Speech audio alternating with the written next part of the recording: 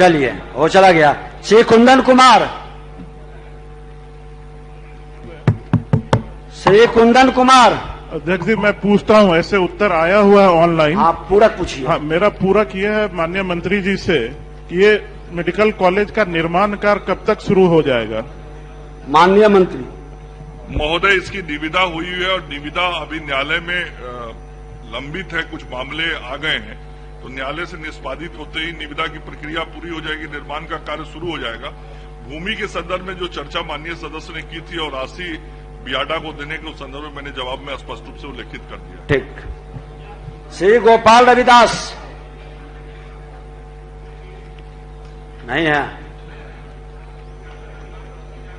उत्तर संलग्न है, पूरक पूछिए। पूरक प्रश्न है।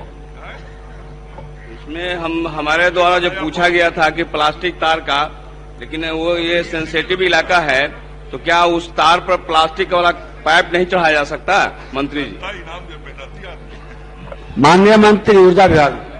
टेक्निकल मैटर है। मैंने कहा है, जो उत्तर है कि अभी 11,000 किलोवाट का लाइन है, इसे डीजल कंडक्टर से विद्युत आपूर्ति की जा रही है। डीजल कंडक्टर से अधिक क्षमता वाले डॉग कंडक्टर द्वारा 15 पोलों पर तार बदलने का कार्य जून तक कर दिया जाएगा, ताकि कोई खतरे की संभावना नहीं रहेगी। ये उत्तर में स्पष्ट है। श्री चंद्रशेखर,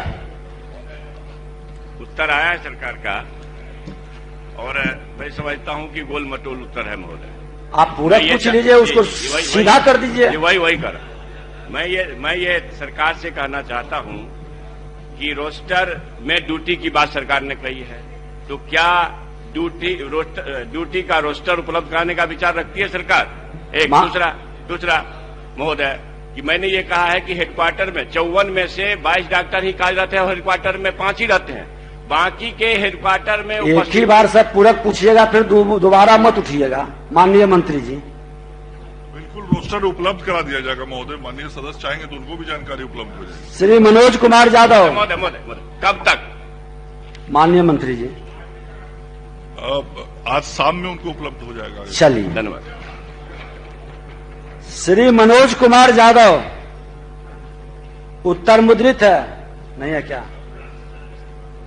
श्री मनोज कुमार यादव नहीं है।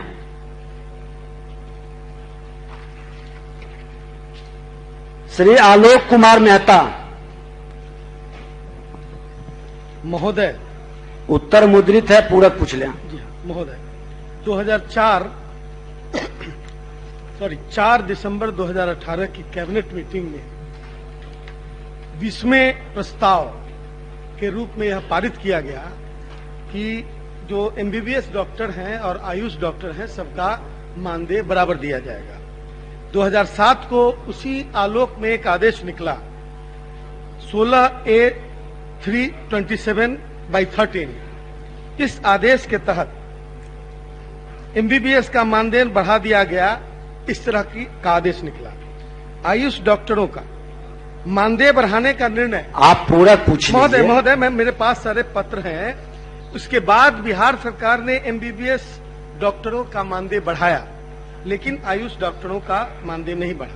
मानदेय बढ़ाने का निर्णय कैबिनेट से 2018 में लिए जाने के बाद विभाग अभी तक, माननीय मंत्री ने उत्तर दिया कि अभी तक विचार कर रही है।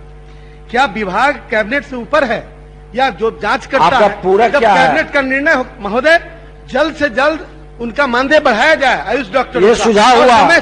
समय सीमा कब तक बढ़ाएंगे? कब तक बढ़ाएंगे माननीय मंत्री? महोदय, माननीय सदस्य ने जिस 2018 के कैबिनेट बैठक की चर्चा की है, उसी बैठक के आलोक में आयुष चिकित्सकों का मानदेय बढ़ा के 44,000 किया गया। मैं माननीय सदस्य को बताना चाहता हूं कि उसके पहले आयुष चिकित्सकों को अपने राज्य में 20,000, 22,000 और 24,000 के 2 स्लैब में उन लोगों को वेतन दिया जाता था, और 22,000, 24,000 से बढ़ा के सीधा 44,000 उस 2018 के कैबिनेट के निर्णय के आलोक में किया गया है। उसके बाद, ये ठीक है कहना माननीय सदस्य का, उसके बाद एमबीबीएस के चिकित्सकों का मानदेय बढ़ाया गया है।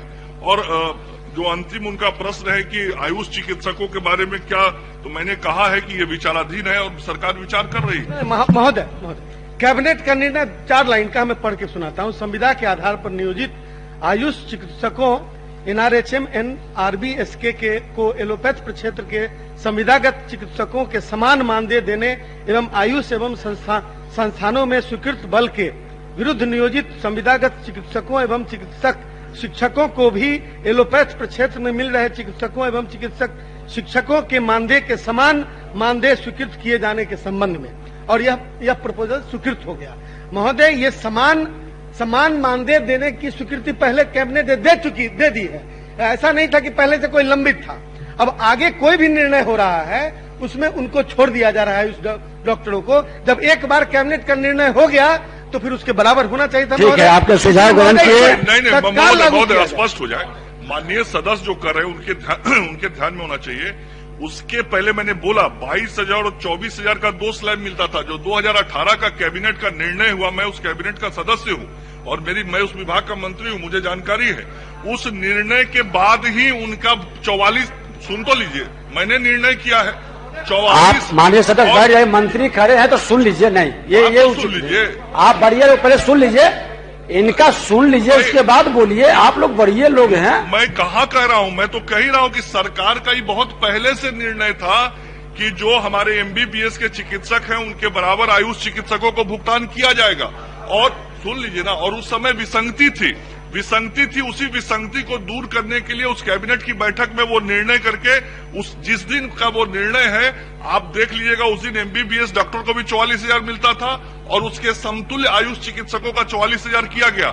उसके बाद में MBBS डॉक्टरों का वेतन बढ़ा है, तो हम आयुष के भी बढ़ाने के बारे में विचार रखते हैं, ये मैं कह रहा हूँ। ठीक है, बोलिए। महोदय, लास्ट है आपका पूरा। महोदय, उसमें कैबिनेट में जो निर्णय था वो दोनों का मानदेय समान होगा। अब कहीं ग्रेस देने की बात नहीं है महोदय, सबका समान बराबर का दर्जा दिया गया है, इसलिए सबको समान वेतन की बात थी। और महोदय, हम एक का बढ़ा देंगे, फिर दूसरी बार आंदोलन करेगा, उसके बाद फिर उसको हम बढ़ाएंगे। कैबिनेट निर्णय बार नहीं, एक बार निर्णय लिया जा चुका है महोदय, तो इसको परमानेंटली लागू करने की मांग करता हूं।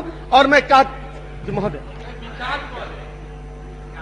नोट आलोक जी ने स्पष्ट रूप से पढ़ के बताया, उसमें जो है समान वेतन जो है वो देने की बात है। उसमें ये कहीं नहीं लिखा हुआ कि बढ़ाने की बात है। जो मिल रहा है उनको वही दूसरों को भी मिलेगा, ये स्पष्ट रूप से कैबिनेट नोट की बात है। तो कैबिनेट में अगर नहीं है तो आलोक जी आपको भिजवा देंगे, आप निकलवा करके दिखवा लीजिए। आप ही का निर्णय है तो आप एक बार गौर कर लीजिए। इसमें सामान्य है, वो होना चाहिए महोदय। इसमें चाहेंगे कि मंत्री जी जो है, जो कैबिनेट का जो है उसका पालन करें, इनका विभाग। श्री नीतीश